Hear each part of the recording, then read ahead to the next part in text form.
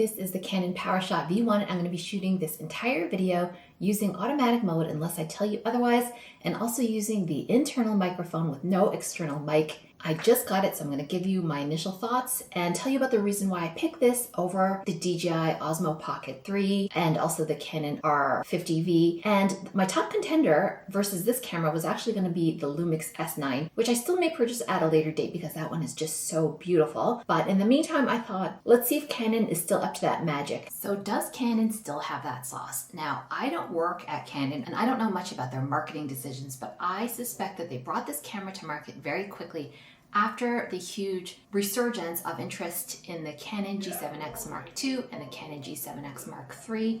My husband is on a telephone call behind me, so we're really going to put this internal microphone to the test. People once again wanted a point and shoot camera, especially vloggers, but I think a lot of them, like me, are after a specific look, and that is a kind of warm, almost dreamy look. And the reason I wanted the Canon over other brands and over the DJI Osmo Pocket 3, which I have owned, is the specific Canon look. And I don't know how to describe it because I'm not a photography reviewer. Maybe some of you who are better than I am at describing this stuff can drop a note in the comments and say specifically what it is about that Canon look. But that's the look we're trying to get. And I don't know if I'm going to be able to get this out of this camera. If I can't, I may not be as happy with it, but I'm hopeful that I can. Now, as for my own case, I used to have a Canon DSLR a number of years ago, and I love the look of that camera. And I've always been kind of trying to get back there, and I've been struggling. And that's for a few reasons. I mean, one of them is that I never used to shoot in 4K because that camera didn't have that capability. It only had 1080p, which is not considered ideal right now, especially if you're uploading to YouTube. YouTube really wants to promote 4K video. They've actually just talked about this recently for those who are watching on TVs because that's the big new segment of the market that they're chasing. And the DSLR was heavy, it had a lens, it wasn't really portable at all, and I just didn't like having to fiddle with it a bit. And then I also took a break off YouTube. So I sold that camera, and I'm kind of sorry that I did because I cannot get it back for the price that I sold it for. I think it was the SL2, if I'm remembering, that came with the kit lens, and it was, the image quality was really, really nice. So in the intervening years, I've been shooting with just my iPhone, and that has been adequate. You know, I've never been 100% happy with anything that I shoot inside, and so that's also what led me to buying this camera. If I were just someone who, one of these outdoor live streamers, I think that's a great choice. It would have worked well. Whenever I do vlogs outdoors, it looks beautiful. I think that iPhone actually has quite nice colors, especially for anything landscape. The greens are really nice, I find, in the iPhone. But indoors, it just was never cutting it for me. Like, for example, I have some freckles, right? And the iPhone will not pick up on those inside. It just sort of digitalizes my face, and it just, to me, is not a pleasing image.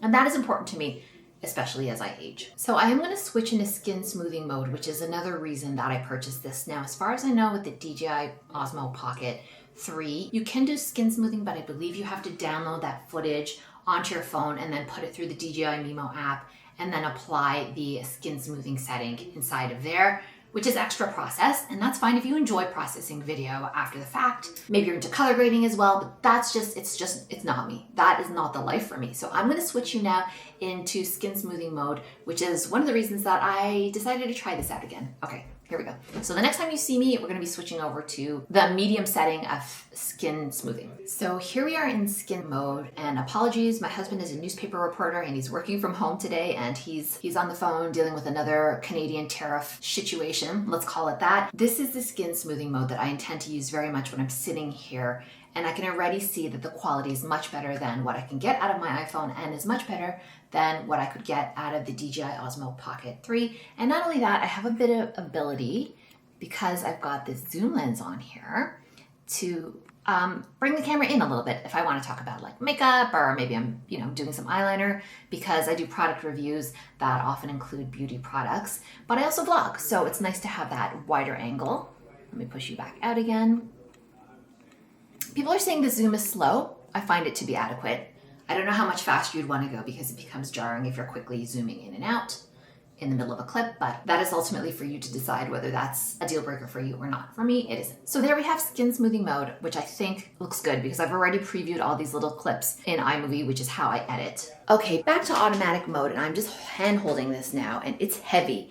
That's the thing. So if you're like me and you don't have particularly strong arms, this is not as light as the Osmo Pocket 3. It's certainly not as light as my iPhone, which is just so easy to hold and walk around with. I am going to say that I think it's a mistake to think of this camera as something that you're going to be carrying and holding, because I just don't really see people doing that much anymore.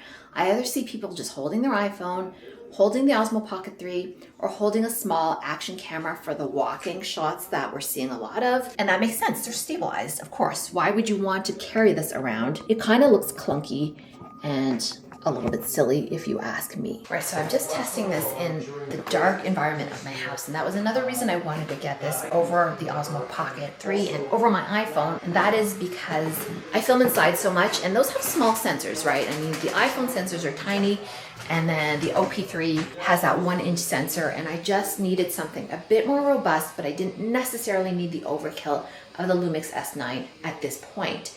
Just wanted something that was good enough. So I'm in my kitchen, which is a dark room, and so now we're just gonna go outside. I'm hand holding this, but I'm walking slowly. So we are gonna see jitters and wobbles. We know that this camera's not the best for that, and my arms are already tired. So if this is your life, I don't know if this is the camera for you. It's already heavy, but the image quality is nicer than what I've been getting out of all the other cameras that I had mentioned. Of course, not the Lumix S9, because I have not tried that one so far. Still may buy it though, because I find it just to be that appealing. It's gonna be, I think, the same weight as this one, but more compact, because this is like a brick. So here we are, we're gonna see if those ND filters kick in.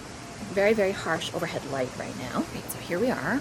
I don't know how much I like it for outside, but I already know that I really like it on the inside. I don't think that this picture quality is a lot better than my iPhone when I shoot vlogs. The bottom line is I sort of bought it to be an indoor camera. I am, again, with all the cicadas around me, and I've got flights overhead, just using the internal mic. So hopefully the quality is adequate. I am planning to use in the future, of course, an external mic.